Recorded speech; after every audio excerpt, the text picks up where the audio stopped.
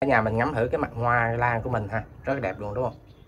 Cái bông này mình cũng xin nói luôn là nó nở cái cành này á, tính ra mình cũng xin nói luôn là nó nở gần khoảng 3 tháng mấy, gần 4 tháng rồi nha cả nhà. Chào mấy anh em yêu hoa lan ha. Thì hôm nay mình lấy ra hai cái cây lan của mình để mình chia sẻ tí xíu cái kinh nghiệm cho mấy anh em mà mới tập chơi lan á, có thêm tí xíu cái kinh nghiệm để mà lưu ý ha.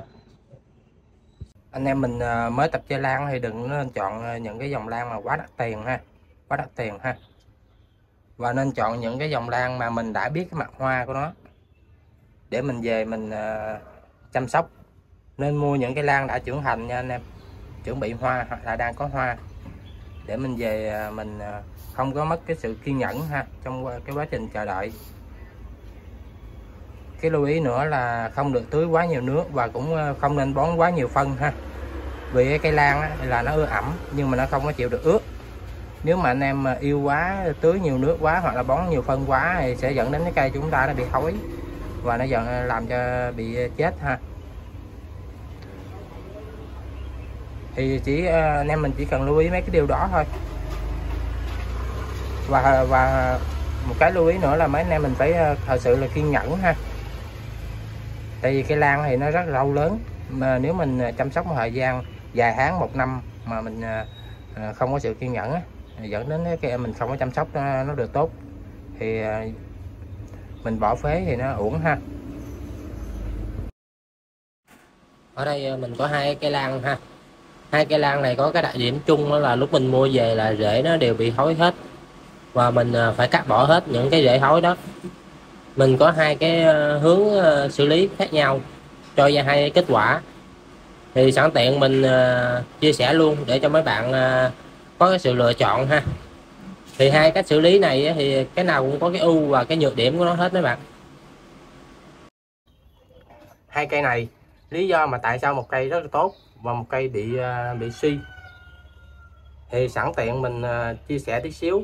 Không phải là lý do mình trồng mình chăm sóc không tốt mà nó bị suy, mà lý do là ở đây nè cả nhà. Cả nhà mình thấy cái bông nó rất là đẹp đúng không? Cái bông này cũng xin nói luôn là lúc mình mua về là nó đã có ngồng và nó đã có vài nụ trên đây. Nó gần 4 tháng rồi nha cả nhà. Và lý do gần 4 tháng thì đây mình nói luôn ha. Tại vì là do nó bị mất sức. Lúc mình mua về thì cái rễ là bị thối hết rồi. Mình cắt bỏ hết mấy cái rễ thối và mình trồng lại thì nó không có sức để mà nó nuôi cái bông. Thì lúc đó những cái bông phía trên này nè mấy bạn, nó nở ra xong rồi thì nụ ở đây nó vẫn còn.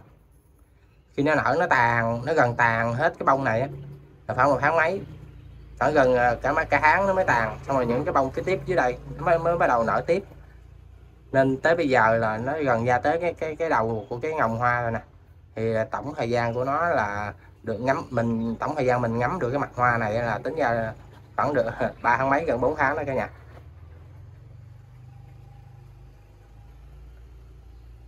Cái chủ đề ở đây mình muốn nói là nếu mà anh em mà mình mua về nhiều cây á thì mình có thể để lại một cây, hai cây đó để mình ngắm được cái mặt hoa của nó ha.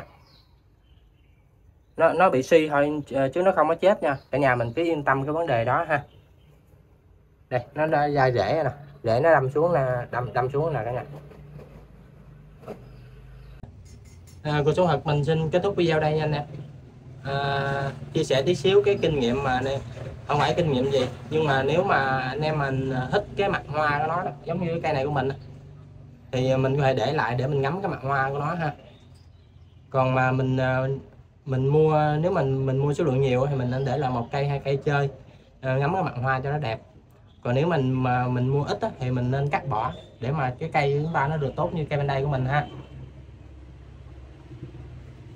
Chào cả nhà nha, hẹn gặp lại cả nhà trong những video lần sau.